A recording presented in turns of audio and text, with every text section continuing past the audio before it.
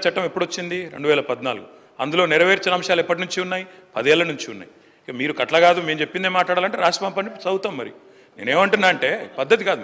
మా వర్షన్ మమ్మల్ని చెప్పుకోనివ్వాలి కదా 10 ఏళ్ళు మేము చేసిన ప్రయత్నాలు కూడా చెప్పాలి కదా 7 ఏళ్ల కింద పుట్టలేదు కదా తెలంగాణ 7 నెలల కింద కాదు కదా 10 ఏళ్ల కింద పోరాటాలతో పుట్టింది అధ్యక్ష ఒకటి కాదు ఎన్ని పెండింగ్ ఇష్యూస్ ఎన్నిసార్లు పరిశీలి చేసినామంటే లెక్కలేదు అధ్యక్ష చివరికి ఓబీసీ సెన్సస్ కావాలి అని స్టేట్ అసెంబ్లీలో తీర్మానం చేసి పంపాం అది మాత్రమే కాదు అధ్యక్ష ఎన్నో రకాల విషయాల్లో ఆఖరికి వ్యవసాయ చట్టాలు కేంద్ర ప్రభుత్వం రైతులకు వ్యతిరేకంగా తెస్తే ఇది మా పార్లమెంట్ సభ్యులు మొత్తంగా పార్లమెంట్లో ప్రొటెస్ట్ చేసింది అధ్యక్ష కేటీఆర్ గారు ఏమంటే నేను తప్పు మాట్లాడుతున్నాను సరే ఇబ్బంది ఉందా బీజేపీకి వ్యతిరేకంగా మాట్లాడితే మీకెందుకు సార్ ఇబ్బంది వాళ్ళకెందుకు ఇబ్బంది నాకు అర్థం కాదు మరి ఇంకేమున్నది ఇబ్బంది నాకు అర్థం సబ్జెక్టే మాట్లాడుతున్నా కదా పంపించండి సార్ లేకపోతే ఏం రాయాలి ఏం మాట్లాడాలో పంపించండి మాట్లాడతాం ఇదేం పద్ధతి సార్ ఏం మాట్లాడాలో కూడా మీరే చెప్తారా ఏం మాట్లాడాలో మీరే చెప్తారా సార్ టూ మచ్ ఇది sir I'm a senior member నేను 5 సార్లు గెలిచి వచ్చినోడిని నాకు ఏం మాట్లాడాలో తెలుసు హౌస్లో ఎలా ఉండాలో తెలుసు ఈ రకంగా డిక్టేట్ చేయడం కరెక్ట్ కాదు ట్రెజరీ బెంచెస్ మాకు అధ్యక్ష మా పార్టీ పరంగా గత 10 ఏళ్ళు ప్రభుత్వంలో మేము ఆనాడు కేంద్రం ధాన్యం కొనుగోలు చేయనంటే స్వయంగా మొత్తం క్యాబినెట్ ముఖ్యమంత్రితో సహా పోయి అక్కడ నూకలు తినండి అంటే ఇక మేము పోయి కేంద్రంలో ధర్నా చేసి ఢిల్లీలోనే ధర్నా చేసి కూడా వచ్చిన వాళ్ళం అధ్యక్ష మాకేమీ ఇవి కొత్త కాదు అధ్యక్ష రాష్ట్రపతి ప్రసంగాన్ని కూడా బహిష్కరించింది టీఆర్ఎస్ ఎంపీలు అదేవిధంగా బయ్యారంలో ఉక్కు ఫ్యాక్టరీ పెట్టకపోతే ఇక్కడే మాత్రమే కాకుండా ఢిల్లీ దాకా కూడా నిరసన తీసుకొని పోయింది మా ఎంపీలు అదేవిధంగా అధ్యక్ష కంటోన్మెంట్ విషయంలో కేంద్ర ప్రభుత్వం ఇబ్బంది పెడుతుంటే వాటిని కూడా లేవనెత్తింది మేము అధ్యక్ష ఇక వాటి విషయం వదిలేస్తే నిన్నటి బడ్జెట్కి వస్తే అధ్యక్ష నిన్నటి బడ్జెట్లో కూడా కోటి ఆశలతో ఏర్పడ్డ ఈ రాష్ట్రంలో ముఖ్యమంత్రి గారు కూడా చిన్న వయసులో ముఖ్యమంత్రి అయ్యారు రేవంత్ రెడ్డి గారు కాబట్టి సహజంగానే ఉత్సాహంగా మీ ముఖ్యమంత్రి గురించే చెప్తున్నా బ్రదర్ ఎందుకు తొందరపడుతుంది అరే మీ ముఖ్యమంత్రి గురించి చెప్తున్నా భయ్ విను కేటీఆర్ గారు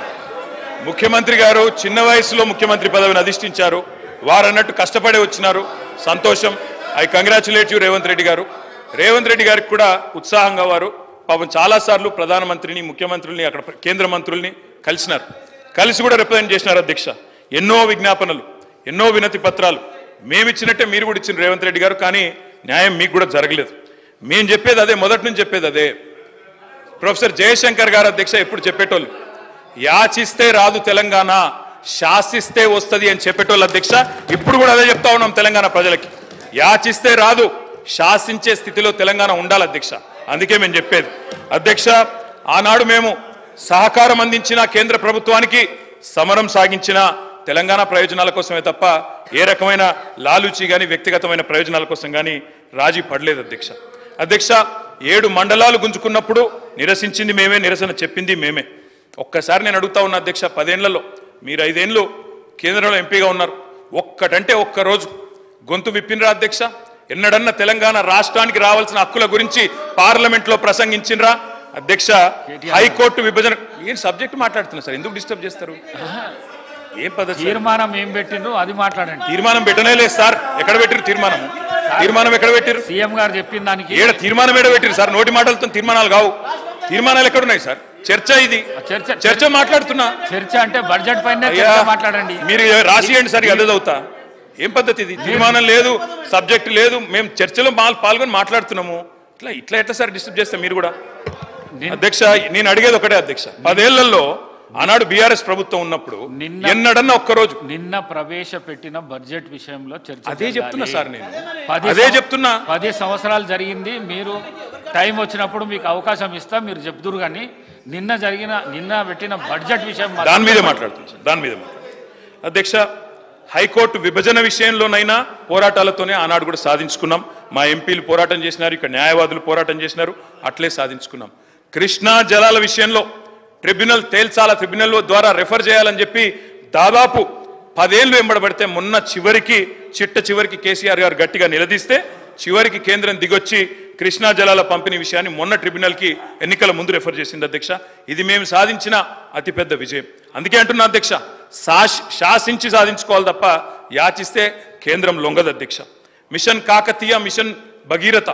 ఇప్పుడే వారు చెప్పినారు శ్రీధర్ బాబు గారు 24,000 కోట్లు ఇవ్వాలని నీతి ఆయోగ్ సిఫారసు చేసినా ఒక్క పైసా ఇవ్వలేదు అధ్యక్ష అందుకే వారి నీతిమాలిన రాజకీయాన్ని అప్పుడు కూడా ఎండగట్టినాం ఇప్పుడు కూడా ఎండగడతాం అధ్యక్ష గిరిజన యూనివర్సిటీ కొర్రీలతో అడ్డం పెడితే చివరికి పోరాటాలతోనే సాధించినాం. కానీ ఈ బడ్జెట్లో సకల గుణాభిరాముడు, ప్రజలు మెచ్చిన నాయకుడు, తండ్రికి తగ్గ తనయుడు మా కల్వకుంట్ల తారక రామారావుకి హృదయపూర్వక జన్మదిన శుభాకాంక్షలు. మీ కొమిరిశెట్టి సాయిబాబా, మాజీ కార్పొరేటర్, గచ్చిపౌలి డివిజన్, శేర్లింగంపల్లి నియోజకవర్గం. మన పాలమూరు రంగారెడ్డికి ఇయ్యలేదు, మన కాళేశ్వరానికి ఇయ్యలేదు, మన సీతారామకి ఇయ్యలేదు. అందుకే ఆనాడు అడిగినాం, ఈరోజు కూడా అంటా ఉన్నాం, మన శాసనసభ నుంచి తీర్మానం పాస్ చేయండి, తప్పకుండా మరి కేంద్ర వివక్షను ఎండగడదాం. అదేవిధంగా అధ్యక్ష, ఒకటి కాదు ఎన్నో విజయాలు కూడా సాధించినాం. కేంద్రం ఇవ్వలేదు అని చెప్పి దిక్కులు చూడలేదు అధ్యక్ష, ఎన్నో విజయాలు సాధించినాం.